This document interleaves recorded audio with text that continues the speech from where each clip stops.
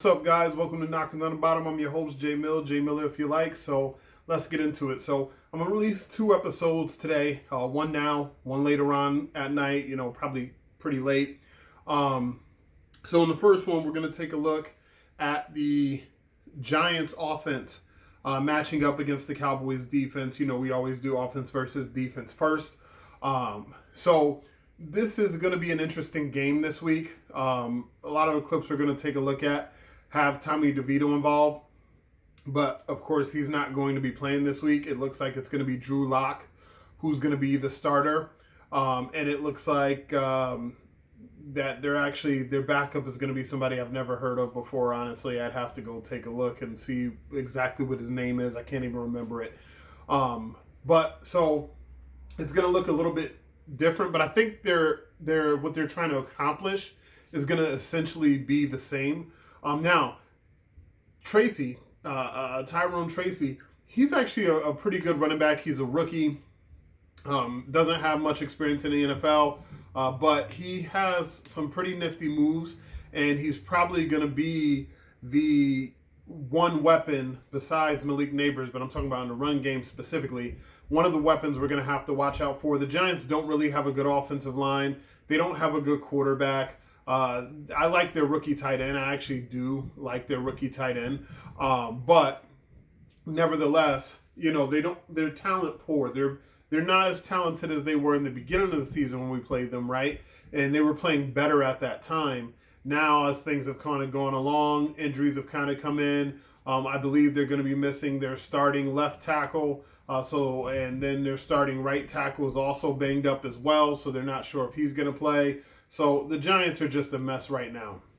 But what the Cowboys can't allow to happen is to let the few talented skill position players that the Giants have take over the game and make life rough for the Cowboys, right? We haven't gotten a home victory all season. This is our first real opportunity to kind of capitalize on a team that's down. We've been the down team all year. Now we're actually facing someone who's a little more down than us. So let's take a look at what the Giants are doing here. So they're lined up. This looks like an old school formation, right? You got the two tight ends. It's I formation. You got one of the tight ends lined up as a fullback. And then you have Tracy in the backfield, quarterback there. It looks like Tampa matches it, with 1, 2, 3, 4, 5 guys near the line of scrimmage, at least initially. And then 4, 1, 2, as you can see, 1, 2, 3, 4 guys. So they have about 9 guys in the box kind of to start because they don't believe Tommy DeVito is going to be able to beat them. So as you see the play goes here, Tampa actually kind of keeps these guys in the box. It's kind of, they're really not respecting the Giants passing game at all. I guess if you technically wanted to consider this guy outside of the box, then you could say they had 8, but he's looking and cheating. So let's see what happens. So no motion right now. And on the snap of the ball, boom. So on the snap of the ball, there was no motion. So the Giants lined up and decided we are running this play. So it's okay blocking here. There's some okay blocking here as well. Fullback's leading. But this guy loses the matchup right off the back. Looks like he's going to tackle DeVito before he can even hand the ball off. But DeVito gets it off. So that guy loses the matchup right off the bat. Good thing the run was designed to go to this side. Because if it was designed to go to that side, that's going to be a big, wide loss there. But now that DeVito has actually handed the ball off, it looks like the Giants have some good numbers here, right? You got this guy. This guy's pretty locked up. This guy, the tight end coming through the middle as the fullback, has that guy. That guy's turn. That guy's turn. So those guys are going to have a hard time getting to the ball. You got this guy here, and then this guy, he dropped out in coverage. So, he's way back in the play. So, boom, Tracy puts his foot in the ground, makes the most out of the little bit of hole that he sees, and he's right up the field, right? He's into the second level. It looks a little bit like someone that used to play for us, honestly. When you look at the way he runs, it looks like Tony Pollard just in a Giants uniform. So, boom, the way he gets it, the way he hits it, boom, makes some guys miss. Actually, nobody even touched him. He doesn't have to, but he does make some guys miss, but nobody even touched him until he got to that guy. Boom, big run. this is the type of stuff where the Cowboys have to make sure that they're filling their gap correctly, right? So when we're looking at the Dallas Cowboys, when they're playing run defense, we need to make sure that they're filling the gap, right? So you have Jaden Daniels here.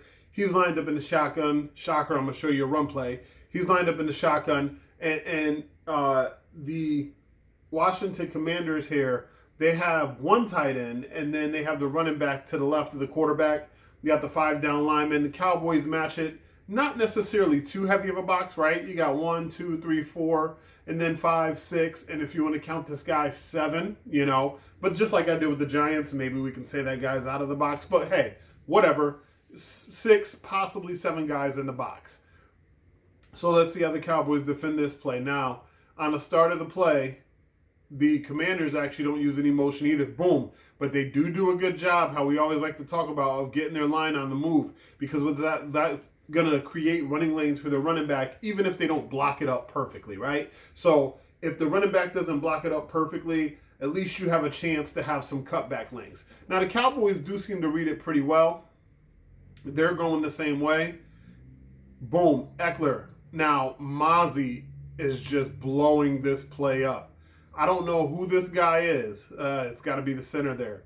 No, it's the guard trying to pull. Boom. Mozzie blows it up and muddies this up. So now this guy's focused on going this way to help with some of this stuff, but that's kind of muddy too, right?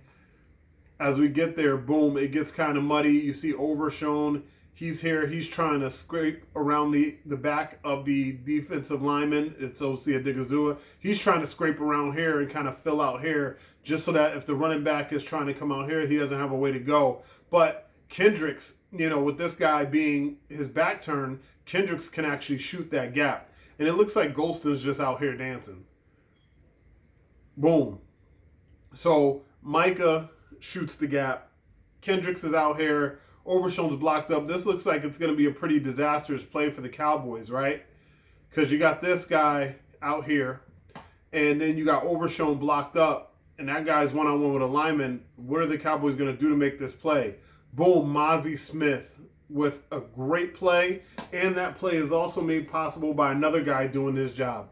Because as you see, at the last second, Osa comes free, right? So Osa at the beginning of the play was blocked up here. There was a lot of muddiness. Blocked up here. Osa gets off his. Mozzie defeated that guy, so now he's chasing straight down the line of scrimmage like you're taught, right? And so because Osa flashes here, Eckler knows, hey man, I can't just cut it up straight there. Although that's probably what he should have done because he would have gotten 1 or 2 yards on the play. But instead, he hesitates. Boom, Mozzie Smith is there to make the play. That guy goes down, and it's actually a negative 1 yard gain. So that's the type of play that the Cowboys need. When you saw Tyrone Tracy, when we were just watching that play a few seconds earlier, once he hit about this point, right? Once he hit about this point, see, this is where Mozzie Smith kind of has to do what he did on that play, which Mozzie Smith would actually most likely be this guy. Defeat your block and get up the field. And then this guy would be Golston. Golston would have played, Osa Odighizuwa, which could have played a little more square, to the line here, right? And ended up forcing that guy to make a different choice while attacking this gap, right? And then you would have had Overshown and Kendricks, you would have had Overshown scraping to the outside, Kendricks shooting that gap, and then hopefully you end up with a negative play. It looks like on tape the Cowboys should be able to take that type of play away from the Giants. So let's take a look here. So now you have the Giants lined up, sort of like what the Commanders, did as far as having a running back with them in the backfield. But as you see, the Giants actually still have a couple of tight ends there on the field, right? They've got a tight end down here, they got a tight end down here, and then they got 3 wide receivers out. So on the start of the play, Tampa matches it with 7 guys in the box this time. They don't go the full 8 like they did before, okay? So doesn't look like there's much motion by the Giants on the snap of the ball. Boom. Route is being run. Looks like pretty good protection here. This guy looks like he could be coming free. The running back is definitely probably going to try to sneak out in this area after he takes care of pass protection. Let's see how this play develops. Ah, caught him looking. Caught him looking. 27, right here, right? As we talked about, running back decided to stay in and pick up. And like I said, after he would take care of his pass protection duties, like let's say he would have picked up that guy and DeVito didn't have anything open and he bounces to this side, the running back's going to let that guy go and kind of go sit in here. This guy is going to go up. This guy is going to kind of dance around a little bit, to try to find, maybe come back across the middle to give his guy a place to go. Just kind of everybody scattering from where they were. But that's not what happens because Tampa's sitting in a zone, which is okay, but 27's got his eyes on DeVito instead of, fully worrying about his assignment. There's a little gap here. Now, if this is a cover 2 where he's kind of responsible more so for the flat and the guy's kind of responsible more so for over the top, there is always going to be that little sweet spot there. But NFL corners usually, see, he stopped. He stopped his feet. And that's where the problem is. He stopped his feet. Ball's already released now. There's no catching up. And then that nice little soft spot right there. Neighbors, an awesome receiver, good body control, gets his hands down, good to go. Now, this is the type of play where the Cowboys are going to have to be really disciplined and happy that they have somebody like Micah Parsons to rush the passer and create some havoc. So let's take a look here. So you see Commanders lined up in a very similar set to what the Giants were lined up in. They've got, the tight end. That's actually a slot receiver there. And then they got the running back in the backfield, 5 down linemen, 3, 4, 5, 6, 7, 8. So they probably got a couple of wide receivers split to the right, to the left, and then one more split a little wider to the right. I could kind of see a little bit of his hand there. But the reason I'm showing it to you in the box is because of the result of the play. All right, so play starts, a little bit of motion, which the Cowboys used to have more trouble with than they do now. Boom. So on the snap of the play, Robinson's looking for somebody to hit, right? He's like, I'm going to protect against this guy. He stepped up, but he must not have saw Overshown because right off the rip, boom, play starts. He's like, okay, I'm going to start at the middle. Now, he could have not saw Overshown or he could have saw Overshown. Sometimes when it's a play like in this situation and the guy's blitzing off the edge, sometimes that's just the quarterback's guy, right? Sometimes the guy's like, all right, we can't block up everybody, but we can take the pressure from you up the middle, and whatever's coming on the outside, that's who you got, Jaden. You either make that guy miss or you get the ball out before that guy gets to you. So could be that type of situation as well. Jaden Daniels starts to move because Overshown is coming.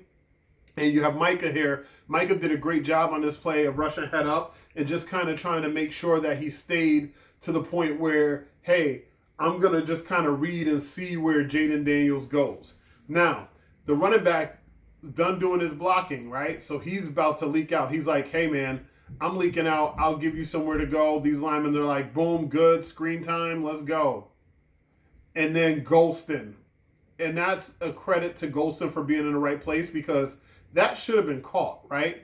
But even if that's caught, Golston's right in position. That play is going nowhere. That play is going nowhere, which is what we want to see, from the Cowboys. This is going to be a big key against the Giants as well. They're going to try to run some of these screen plays. As you guys know, the result, boom, Golston gets the pick. He goes the other way with it. And the Cowboys end up with a huge turnover to help themselves in this game. And this was actually pretty late in the game, too. I thought maybe getting close to, helping the Cowboys. Oh, actually, I'm sorry. This was pretty early in the game. And I thought this was kind of what helped the Cowboys out as far as getting themselves, going. Because the Cowboys hadn't scored any points at this point. They were kind of just in no man's land. But instead, when this happens, it kind of gets them going. It kind of gets them some confidence. And, a few plays later down the road, not on this drive, because they actually ended up either missing the field goal on this drive or giving it back to the Commanders somehow. But what ends up happening later on is the Commanders have a bad series just before the half, and then the Cowboys get the ball back, push the ball down the field, get into field goal range, go into the half 3-3, and then from there they kind of start to find their footing offensively throughout the game.